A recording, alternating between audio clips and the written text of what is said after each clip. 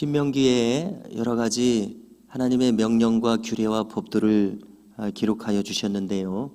그래서 이 하나님의 법도들을 신명기 법전이라고 부르고 있습니다.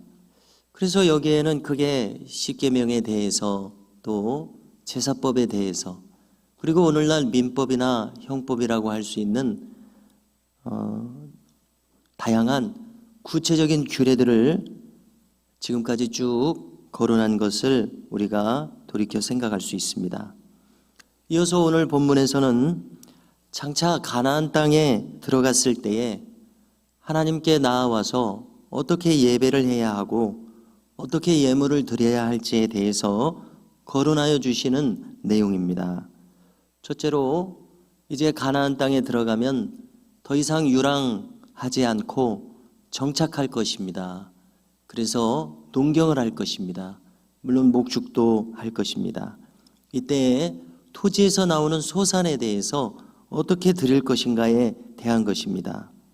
그들은 이제 백성들은 주신 소득에 감사하며 예물을 드려야 한다고 명하십니다. 받은 은혜를 당연하게 여기고 감사할 줄도 모를 수도 있는 백성들에게 아예 못 박아서 어떻게 감사해야 하는지를 가르쳐주고 계시고 이것을 명령하여 주십니다. 그렇습니다. 하나님께서 명하시고 가르치시는 대로 우리는 감사하는 법을 배워야 합니다. 그래서 여기 이 토지 소산의 첫 열매를 드리도록 못 박으셨음을 알 수 있습니다. 둘째로 명하시는 것은 매 3년마다 11조를 드리는 문제를 거론하고 계십니다. 그리고 이 11조의 목적이 여기 밝혀져 있습니다. 그것은 레위인과 객과 고아와 과부를 부양하기 위한 목적이었습니다. 내가 얻은 소득을 나만의 소유로 삼고 끝나서는 안 된다는 것을 말씀하여 주시는 겁니다. 나누어서 함께 그것을 누리는 것에 하나님의 뜻이 있음을 알 수 있습니다. 자, 함께 생각해 보십시오. 레위인은 어떤 사람입니까? 또 이어서 언급하시는 객과 고아와 과부는 어떤 사람들입니까? 오늘날의 표현대로 하면은 사회적인 약자들입니다. 그래서 만일 이들을 외면한다면 이 사람들은 겨우 목에 풀칠이나 하고 말 것입니다.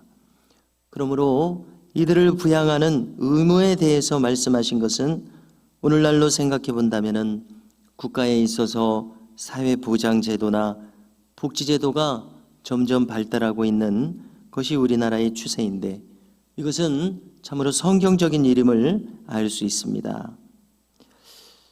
또 다시 거슬러 올라가서 첫 번째 거론한 이 토지소산의 만물은 성막이 머물러 있는 중앙성소에 드리도록 명하고 있음을 읽을 수 있습니다.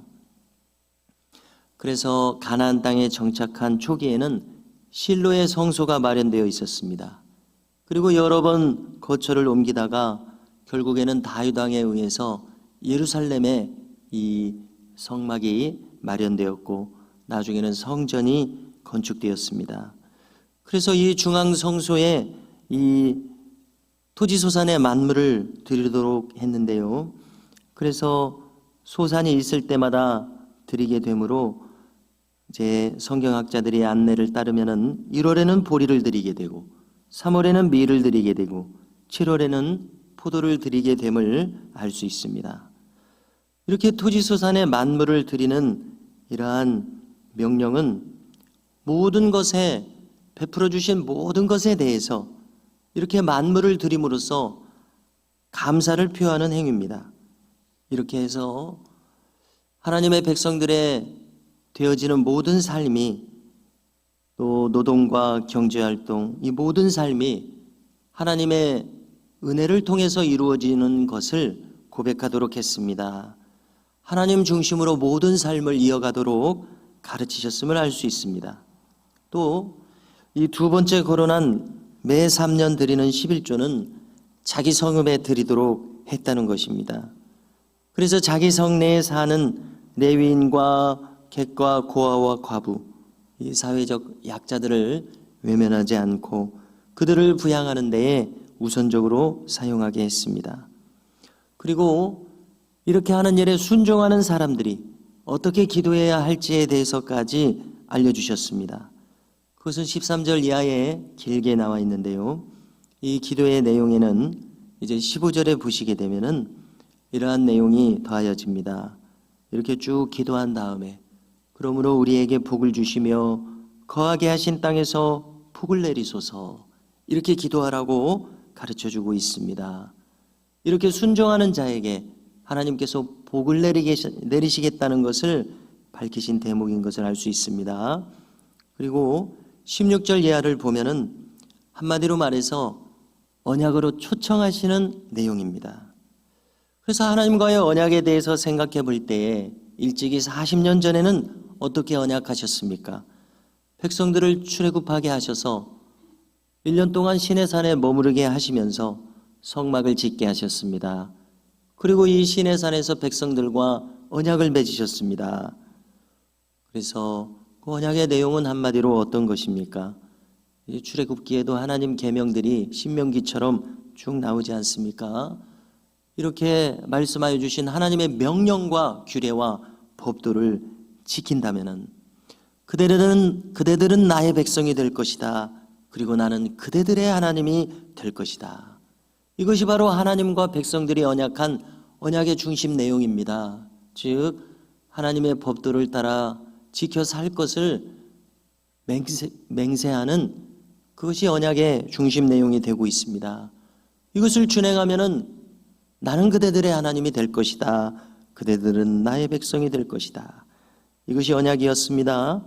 이제 신명기는 40년이 지난 후에 다시 반복해서 주어지는 명령과 규례와 법도였습니다. 이것을 지금까지 쭉 말씀하여 주셨습니다. 여기 26장까지요. 그리고 나서 여기 눈앞에 있는 출애굽 2세대들, 이제 새로운 세대들을 향해서도 하나님은 똑같은 언약을 맺고자 하십니다. 그래서 16절 이하에서 이 언약의 맹세로 백성들을 초청하시는 겁니다.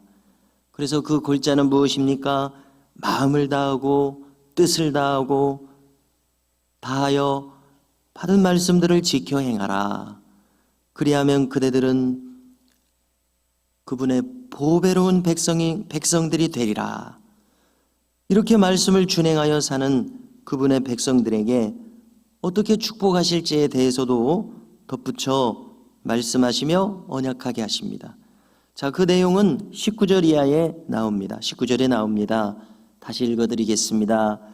여호와께서 너를 그 지으신 모든 민족 위에 뛰어나게 하사 찬송과 명예와 영광을 삼으시고 그가 말씀하신 대로 너를 내 하나님 여호와의 성민이 되게 하시리라.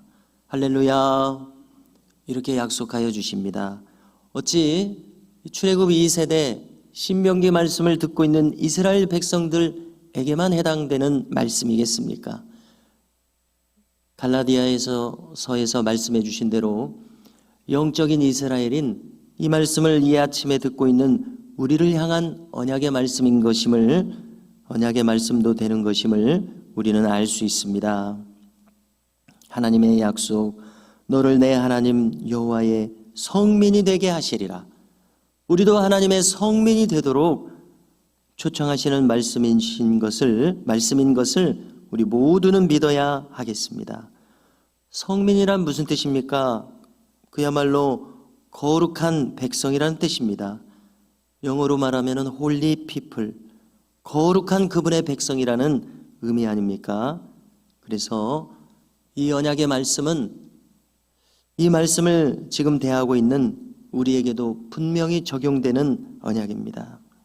그래서 우리는 그분의 성민으로 부름받았고 성민으로 살아야 할 것입니다.